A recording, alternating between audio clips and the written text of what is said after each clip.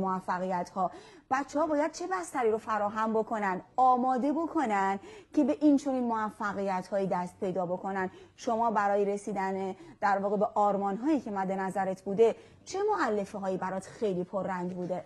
اولین مؤلفه که خیلی پررنگه خب برنامه‌ریزی برای هر دانش آموز، این برنامه‌ریزی تحصیلی درست که خب این برنامه‌ریزی تحصیلی درست به چندین عامل بستگی داره. یکی پدر و مادری هستن که آدم هدایت میکنن و برای آدم برنامه میذارن. احسنت بر شما. و مورد بعدی خود آدمه که پایبند به اون برنامه باشه اصلا، نکنه بین راه.